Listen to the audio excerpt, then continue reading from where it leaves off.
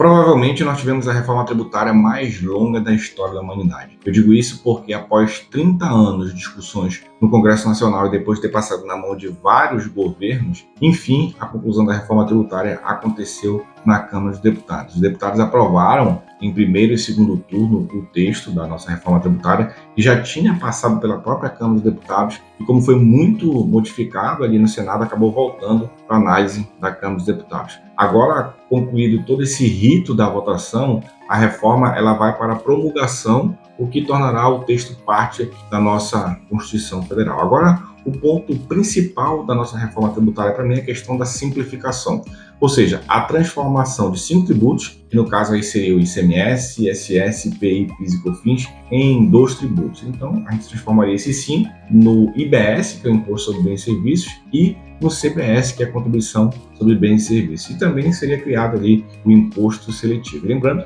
que cada um desses tributos, eles vão ter aí um período específico de transição. E o Imposto de Renda, professor Ailton? Lembrando que essa primeira parte da reforma abrange apenas os tributos sobre o consumo.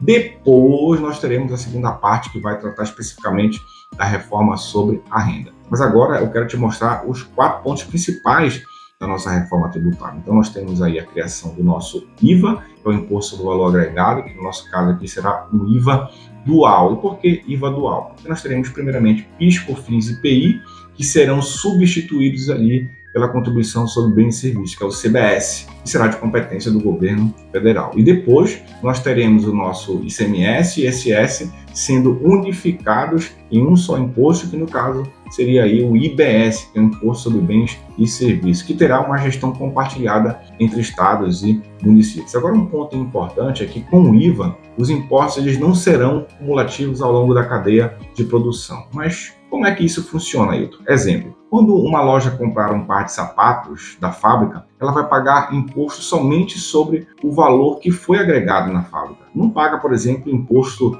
sobre a matéria-prima que deu origem ao sapato. Esse imposto, a fábrica já vai ter efetuado esse pagamento quando adquiriu a matéria-prima lá do produtor rural. Outro ponto importante é que os impostos serão cobrados no destino onde o bem ou serviço será consumido e não mais na origem, que é como acontece hoje. Isso servirá para quê? Para combater basicamente a chamada guerra fiscal, que é exatamente a disputa entre os estados para que empresas se instalem em seus territórios por causa do famoso incentivo fiscal. Só lembrando que a reforma tributária aprovada pela Câmara não define o valor dessa alíquota. Essa alíquota ela será estabelecida por meio de uma lei complementar. Muito se fala em 27,5%, 30%, 33%, mas provavelmente será o maior IVA do mundo. O segundo ponto que eu quero destacar aqui para vocês é a questão da criação do imposto do pecado. A reforma prevê a criação de um imposto seletivo, de competência do governo federal, que vai incidir aí sobre bens e serviços prejudiciais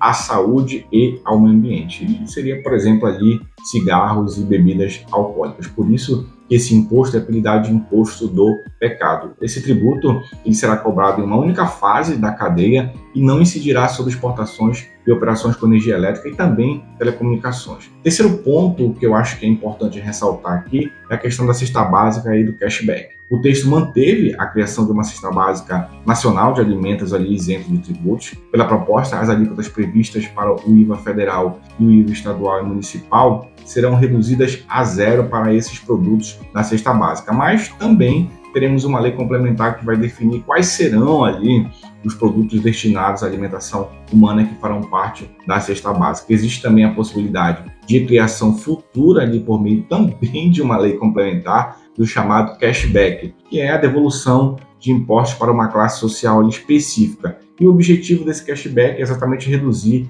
as desigualdades de renda. E por último, e não menos importante que eu quero destacar para vocês aqui, é o tempo de transição. O período de transição para a unificação dos tributos ele vai durar basicamente ali 7 anos e acontecerá entre 2026 e 2032. A partir de 2033, todos os impostos serão extintos, os impostos antigos que eu falo. A transição está sendo prevista exatamente para não haver ali prejuízo de arrecadação para estados e municípios. Pelo cronograma proposto, em 2026 haverá uma alíquota teste ali de 0,9% para o CBS e de 0,1% para o IBS. Em 2027, PIS e COFINS deixarão de existir e, nesse caso, o CBS será totalmente implementado. Entre 2029 e 2032, deve haver uma redução paulatina ali das alíquotas do ICMS e do ISS e elevação gradual, logicamente, do IBS até a vigência integral do novo modelo em 2033 e extinção completa ali do ICMS e do ISS. Já a transição da cobrança de impostos da origem para o destino